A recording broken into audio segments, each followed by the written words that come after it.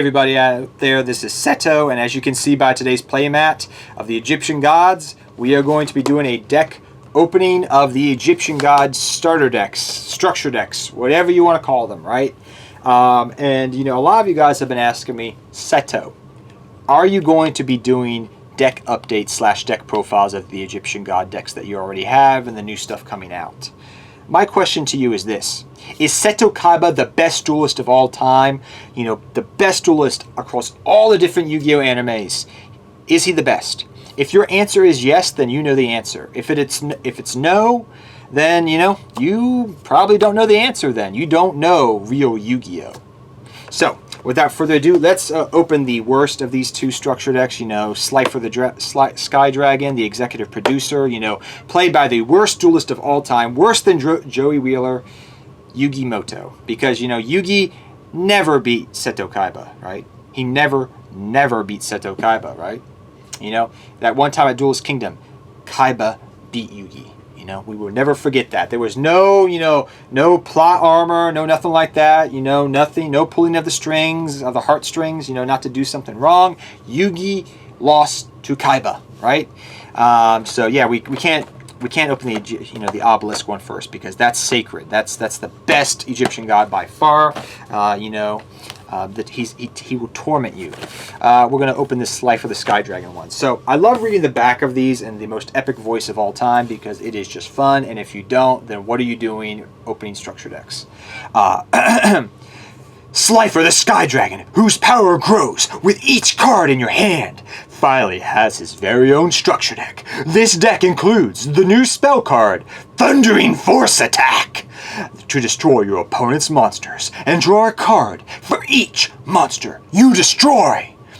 Plus, other new cards to help you seek out, summon, and protect Slifer with a strategy that uses your opponent's own monsters as tribute. Mwah! There you go. There's my epicness. You know, shouts to Simply Unlucky. Shoutouts to my boy Sam. So let's get into opening this bad boy up, guys. Give me a second. I'm going to open this off screen because the tabs apparently on these are a little bit hard. So give me a moment to open this bad boy up. Yep. So yeah, I'm excited for this. There's so much new support in here that's going to be helping the Egyptian gods overall. So let's see here what we got. The playmat looks super plain. Oh my gosh. It's just Slifer and Obelisk. Like, come on, man. You couldn't do better than that. What are we promoting on the back? What are we promoting? Bazoo the Soul Eater. What year is this? Nimbamunga. Am I in 2004, 2003 Yu-Gi-Oh? What year? Am I... oh my gosh. This is the best card. Scapegoat. I used to play that in my Egyptian god decks back in the day. Scapegoat Coast to Coast. Yep. Long time ago. That's old school deck profiles of my Egyptian god decks if you want to see them on the channel. Alright, let's open this bad boy up here. Alright. Let's see. I gotta find the tab here. They're so hard to find on these sometimes, I swear.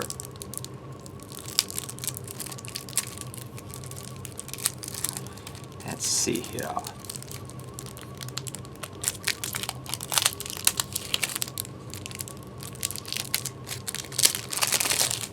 See here. So we got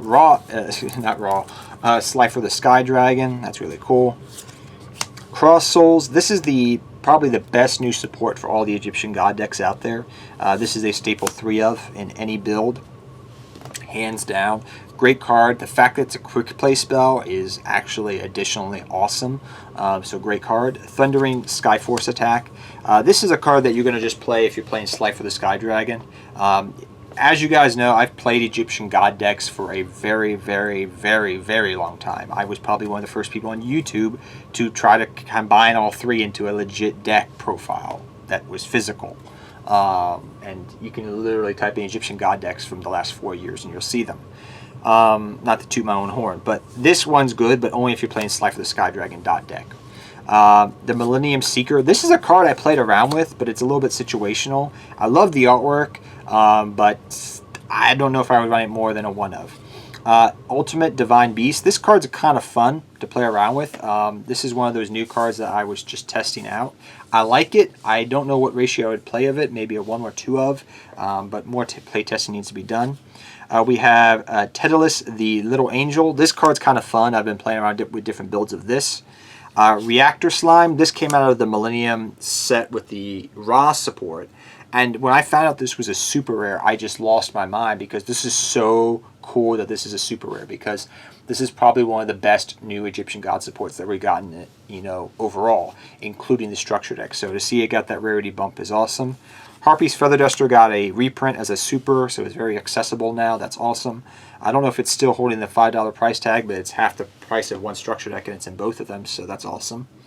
Then we get into the random filler cards, which that's all. These cards are good, but I feel like they should have added maybe some more, because it really needs it. Breaker the Magical Warrior. What year is this? Berserk King Barbaros, okay. Nine-Tails Fox, okay. Phantom Sky Musketeer, it gets a token. Card Guard, it protects stuff, okay. Why are you here? I don't know. It's Yugi, I guess. Breaker, again, Yugi. Scapegoat, I guess. This was played a lot, and, you know, for years, actually, in Egyptian God decks, but we're past this time. This is too slow. I love the fact that they went for the Underworld strategy of pretty much running a Lair of Darkness. I think that's a cool way of playing the deck, actually. Is it the way I would play it for all Egyptian God decks? Probably not. That is Clock Wyvern. I guess this makes a token. Tiny Spirit Vashuda. This is really cool. This is actually a nice reprint to have. It may be a penny stock, but Vashudas are always good. They're so versatile to be used in so many different strategies and decks like Red Eyes, etc. Vashuda is. So to see this get a reprint is always nice. Swords of Revealing Light. I laugh internally. What year is this? Monster Reborn.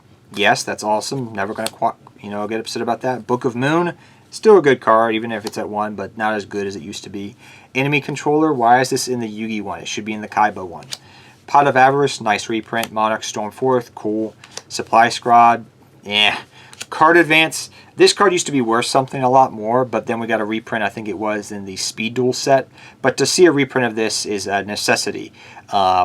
This is probably one of the longest lasting Egyptian God decks support cards in every Egyptian God deck. This is probably one of the few cards, actually, I can honestly say that since my first incarnation 4 or 5 years ago of the Egyptian God decks, legitly, this has been played in every single version of them, because it's that good of a card. Because it helps also out with True Name as well. So, staple, True Name, nice reprint to have, even though it's been reprinted already. But these two go together like bread and butter. Token One-Time Pass, cool. Lair of Darkness, cool. Draw of Fate, because it's a Yugi deck. Mirror Force, okay. Reckless Greed, okay. Metal Effect Slime, cool. Golden Apples makes a token. Back to the Front reprint, always good.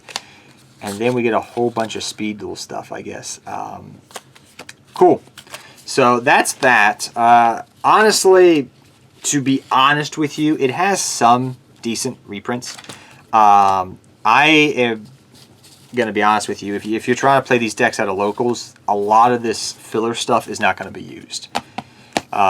Even if you buy 3 of the structure decks, it's not enough to build the deck, really. For fun, yes. For teaching somebody how to play Yu-Gi-Oh, yes.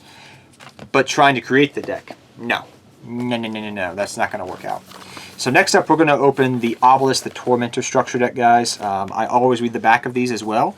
So I'm just going to put this right here for you guys. If you want to read along with me, let's read it. Obelisk the Tormentor, one of the 3 mightiest Egyptian god cards, takes center stage in his very own structure deck. This deck includes the new attack spell card, Fist of Fate, to wipe out your opponent's cards, plus other new cards and clever tricks to summon monsters straight from your hand or deck. And quickly get the 3 monsters you'll need to summon Obelisk for yourself. Yeah! Yeah, there we go. Enough of that. That hurts my voice. I always have to do it. It's like fun. It's like half the fun of opening structure decks. You get to say it in an epic Yugi voice. So yeah, let's get into this. You've guys seen the playmat. It's the same, apparently. These things came really late in the mail for me because I didn't want to go looking for them. Oh, there's a tab. This one has a tab. Great. See? Obelisk is superior. It has tabs. Yes. So, yes, Obelisk the Tormentor. One of those. Cross Souls, both structure decks have this. Staple 3 of, like I said. Fist of Fate, good card. I'd say if you're playing this in a pure Obelisk build of the deck, yeah, this is a 3 of. If not, I wouldn't run it. A Divine Evolution. This is a card that's kind of cool, but I don't know how to play it. Like, I've tried around with it. It's cool. This may encourage me to work around and play with Wicked Gods. I don't know yet. Level Rise Wall. This is cool because it kind of brings, you know, you lose your big monster, you bring all your little ones back so you can make more tributes and stuff, but I don't know how viable it is. Angel 10-0.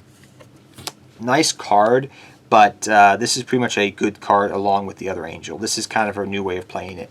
Mayor got a super rare. That's cool. That's cool. That's cool. I mean, that's weird, but cool. Harpy's Feather Duster, cool. Nimble Momonga. What year is this? Like, oh gosh, they included 3. Thank you. I mean, this card was actually getting expensive even as a common and a rare because it was so old, but okay. Bazoo the Soul Eater, Cyber Dragon, okay. Hard Iron Dragon, cool. Nimble Super Mega Hamster, like, I think I play this in Nordics and nothing else nowadays. Evil Swarm Mandragora, that's a cool reprint, actually. Photon Saber Tiger, 2 of them, okay. Evil Swarm, why? This is cool. Ra's Disciple reprints are always welcome, actually. How many did they put in here, though? 3, okay, that's cool. That's actually a good reprint. That's something I feel like nowadays, and I've done a lot of play testing. Now that we have the new spell card over here that we were talking about, Cross Souls, this card is actually viable once again in the deck. People have always asked me, why did you not run this? Because it takes up a normal summon and you have to have an additional way to make a tribute. Now that we have this, and now that we have another kind of like card advance-esque card, this is good at 3 of now. So that's fine with me. Ultimate Dragon, Nimble Beaver, yay! Condemn Witch, that's weird. Gizmex.